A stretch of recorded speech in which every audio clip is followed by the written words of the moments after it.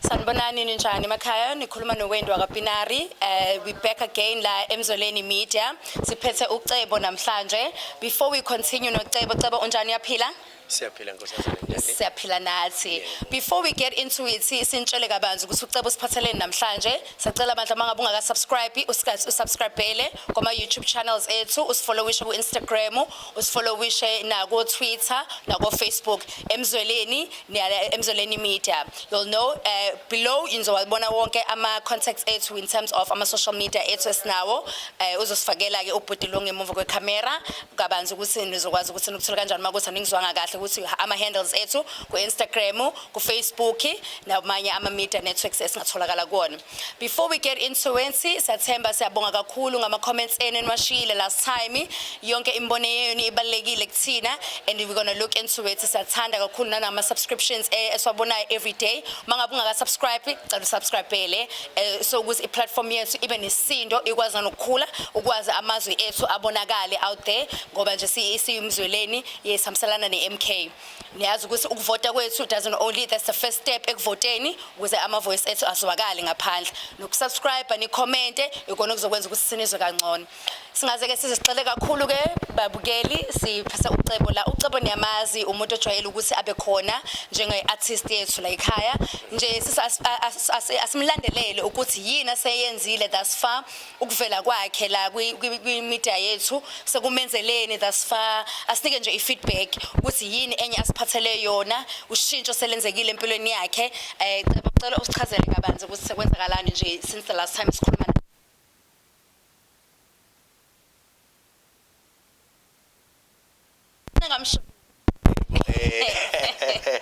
Angiphela uyazi ukuthi ke kunezingane zasemshadweni nezangaphandle emshadweni ya. Lezi zangaphandle kabe ivamisa ukuthi kube zona eziphumelelayo. Ngiyakutshela. Siwani the black sheep of the family. Hallelujah. Angithi ke lokho kusho kona ukuthi nguCebo nje wakweyama. Ngumuntu vele wahlala phansi from 16 December babekhulumile nga create ingoma ethi Solanda izwe lethu. So lokho kusize kakhulu ke even nasempilweni yami ngoba njoba ngiartist ngenza music ohlukahlukene kodwa ngathi ke angiphose lapha kwindoda enkulu unxamalala uJZ ngalesikhathi mangabe ethi ukhulula abantu abamnyama nami ngathi awuthi nginikele ngobuciko bami ngase ngikhipha ke lengoma ethi Solanda izwe lethu.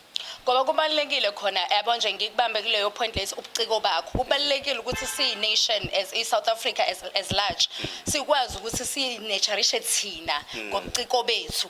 Ungazi umuntu azabonakala ngaphandle nabo Tyler izingane zethu zala eSouth Africa intokazi yala eKapa yala eCape Town ize yabona phesheya ukuthi inekhono lokucula ngalendlela exakile thina la eSouth Africa singayibonanga. Sekuyimasi recognize ngoba nakho si recognize abanye bangaphandle. So kubalekile ukuthi abantu bethu sibabone kuqala njengoba nawe nje Cebo samsana nawe kulolu hambo lwakho ukuthi olakho kwegcile kakhulu kwezepolitiki of which nalokho kubalekile ngoba iyouth yanamhlanje ayisakwazi ukurelate when it comes to politics. Bear in mind ukuthi thina istruggle asisazi thina. So irelationship yethu nepolitics ithanda ukuthi ikuqheke lapho ngoba thina asikhulanga ngalezo ezikhathi. Yebo siyazazi lezo ezikhathi kodwa asikhulanga ngazo. So ukuvela kwakho ngoba ucula kuzokwenza ukuthi si-understand kangconywana. Mina ngiyakuncoma kakhulu Cebo ngalokho kwenzayo ngoba ukwazi ukuthi kwayimina singakwazi ukulalela ngithi hawe kwenzeka ukuthi nokuthi kanti mangihlaliswa ugogo chazela ukuthi kwenzakalani ngithi nangoku ugogo seqalile. Yabona ukuthi kubaleke kanjani. Ngathi ungaqhubeka futhi wenze nabanye beqhubeke. Uthena ke wena ke njengoba uhleli phansi nobaba ke naba nemanifesto if I may say ukuthi nizokwenza kanje na kanje na kanje. Kuzona zonke ke izinto emenibalile ke nobaba ke njengoba omhla 16 December ubunje nje ngiyacabanga ukuthi inyanga isiphelile. Ukuphi osuqalile wakwenza noma osukubonile ukuthi hayi engathi lokho ngizoqala ngakho. Kuzona zonke izinto enaxoxa ngazo nobaba. Okubalike nje kakhulu ubaba uJZ into aza nayo kubantu abamnyama ilento kakhulu yokukhulula abantu abamnyama. Unamazwi nje awabhekisa kakhulu kubantu abasha njenge youth. Uthi ubaba ingane nje mayiqeda umatric ifune ihambe iye emasosheni lokho ke ngikubone ngakujulela ukuthi cha indoda kaJehova lana enjengomprofeti ethunywe ngoba abafowethu abasakhula njengamanje uzubona nje bengena ebugebengwini bengena kuma drugs is because abanayo lento ukuthi kahle kahle kumele bevikele izwe so yokuchitha isikhathi yes nanokuthi nasekhaya njengoba ubaba ethu uzobayisa ngaphandle angithi manje umfana usezokwazi ukuthi even nasekhaya akuyona indawo ukuthi ufune ngitshontshe khona ekhaya ila kufune ikhaya lami ngihlale ngilivikele kuthiwa yini ngesingisi ama norms ama values ukukhuliswa kwakho ekhaya kubalekile yebo omunye umuntu leliphuzo olichazayo ukuthi nakhuluma ngendaba ukuthi umuntu mayiqeda ka matric ahambe emasosheni mina ke njenge youth ngithi lokho abanye abantu bengakubona as ukubuyela back emuva angikuchazele ukuthi ngichaza kanjani ayisakhumbula kuqala ukuthi imisebenzi ayitholwa abantu abamnyama kwakube domestic worker ukuyosebenza emasosheni ukuyoklina emakhishini ukuyoshaya ingadi so mina ngiyaunderstand ngalendlela oyibeka ngayo ukuthi ngoba icorporates laba abama private sectors abanayo imthuba yamasebenzi emse ukuthi sitho iyouth ithola imisebenzi isasanda ukuphuma esikoleni so ngiyacabanga ukuthi nelakhe iphuzu uqhamuka lapho ukuthi abahambe ke beyimasosheni ngoba kanesi ngovadana ungene phela kanesenti kumele ufunde imali yokufunda ayikho asinayo so abantu kumele sizame ukuthi ngesinye isikhathi sicebe sibachazele kabanzi ngoba ngisho ukuthi mina ngiyaunderstand lento ukuthi abaye emasosheni abanye abantu bengathi hayi ingane zethu uyibuyisele emuva lo baba lo uJayZ nawe cebe ukuthi bese hayi abathola amsosha kuphela indaba bengayifaka ukuthi sizosebenza einkampanini ezithizeni nanani akusebenzi kanjalo we youth enye into futhi onadade wethu kuyimzelweni media into eyenzakalayo sibonile bafowethu ingane zethu mayifunda isencane like nje masikhuluma ngeSouth Africa sikhuluma ngezwe linomnotho so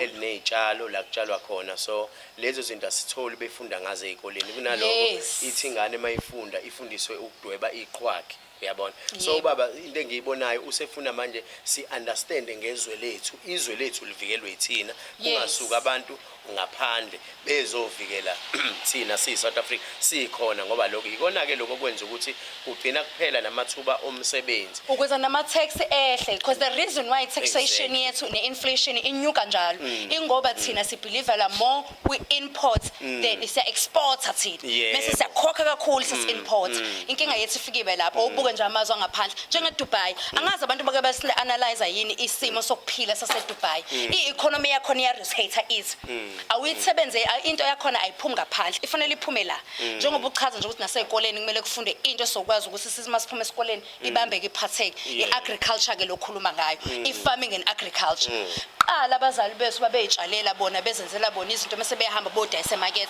imarket iphelile manje la eThekwini iphelile ayikho sekube mbalwa abantu abasanakho koverelem kwakudumeka kabi ukuthi koverelem nako Pinetown imarket ibhubha into ngazo uzuyibona but abantu bethu abasatshali omama emalokishini siphelele lo ma community center la ukuthi omama bayahamba botshala sebeyagijimiswa manje for ama activities bodlala ibhola angisho ukuthi lokho ku wrong but iqala babegcele kakhulu ukutheni omama bahamba botshala benikwe imhlaba bring back the land sholo ngimusho ngegama wasibuyisana imhlaba wethu yabona nje ekhaya thina sakhula nje emakhaya kukhona le ndawo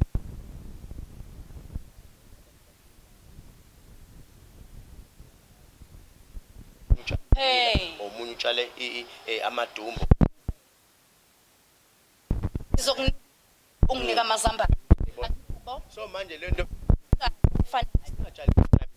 izosiza futhi na ekutheni ke ukudla phela sikubhekisisa ukudla esingakwazi ukuthi kuvutshelweni ngaphandle esolethelwa khona ngoba mina nje ngokwami engeke ngakubona ingane qala iyayiqala ukuhlosa isino 25 years ihlose manje sesibuka izingane eno 11 years 8 years 10 years so uyabuka ukuthi la khona umuntu ongale oqhatha umuntu omncane nomuntu omkhulu mawuthi uyabuka asikuli ingane zamanje mawuthi uyabuka kumuntu omdala uzovele yena enziwe ingane encane kuthiwa akagcobe into ezithile which means bathe kuqhathwa umuntu omdala uqhathwa nengane ingane iqhathwa nomuntu omdala lokho akukho ke right ingakho singesayithola imshado ingake singasibone kwenziwa lento ekuthiwa uyicece la kuthiwa khona kuyolotsholwa kuyonzwa kuyogacwa zonke lezo zinto sikhiphe siphume zonke ukuze sezole neyengaphezulu ukuthi hayi mama wenze kahle ngempela ingane wayiphatha kahle so nje ukuhlonipha kwababa ngibonile mina ukuthi ubuyisa izinto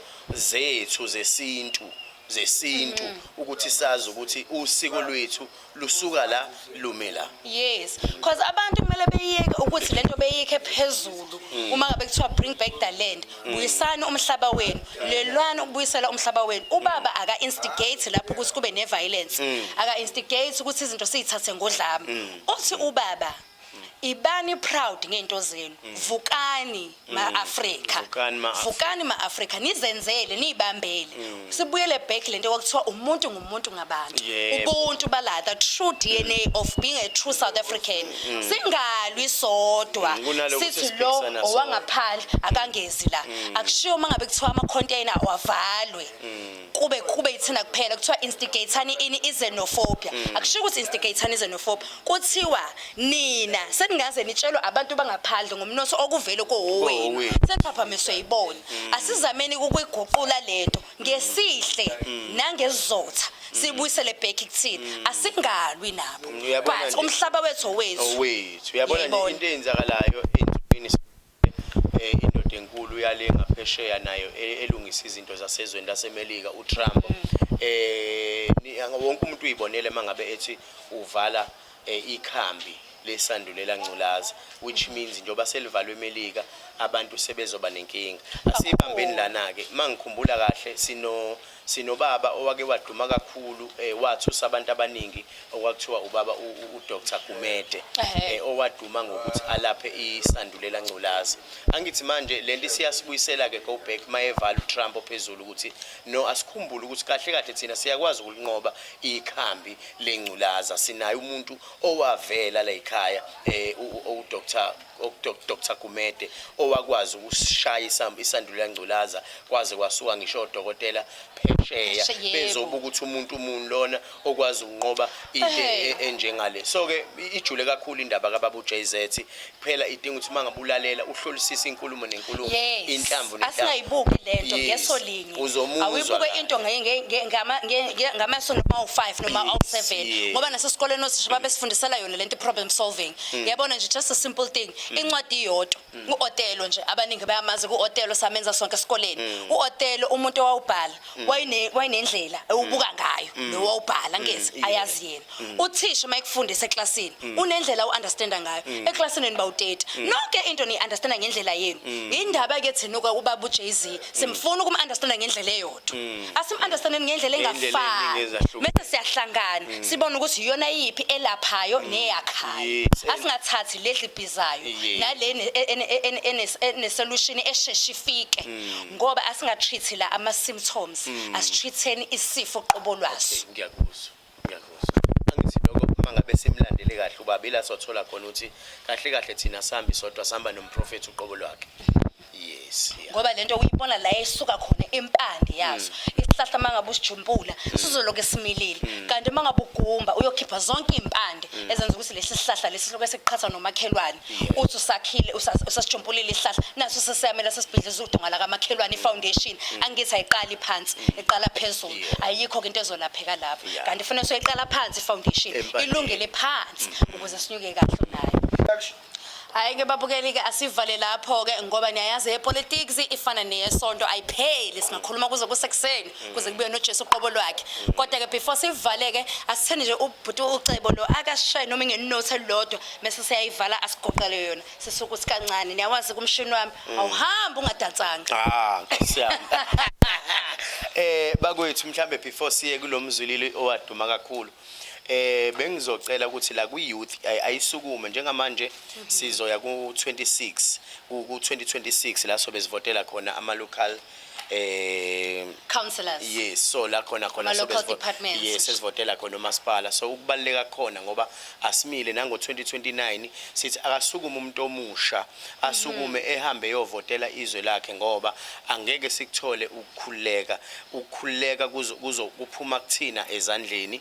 Siyacela ukuthi umuntu omusha la ukhona khumbula usizi olwenzekalayo emhlabeni empilweni yakho, khumbula izinto ezenzakalayo ukusiza azange sikuthole. Siyacela umuntu omusha yonke into eyenziwa ubaba uJay-Z wenzela wena umuntu omusha. Sukuma 2026 siyacela ithatha ivoti lakho uhambe uyovotela iMK. uqala la phansi before sifuna abaphezulu beshintshe uma ngabe ngashintshekile la ngakini phezulu ngeke kushintsha ngoba ivoice yakho ngeke ifike phezulu ungenzanga ukuthi lo la phansi ayihambise phezulu so kahle ubaba ucebo usho njalo kunina youth yabo yes yeah ingoma ke nje mina engizonikhumbuza yona engaduma ngayo ithi Solilanda Oh my God. ilizwe lethu nge MK Solilanda ilizwe lethu nge MK Solilanda ngoncamalala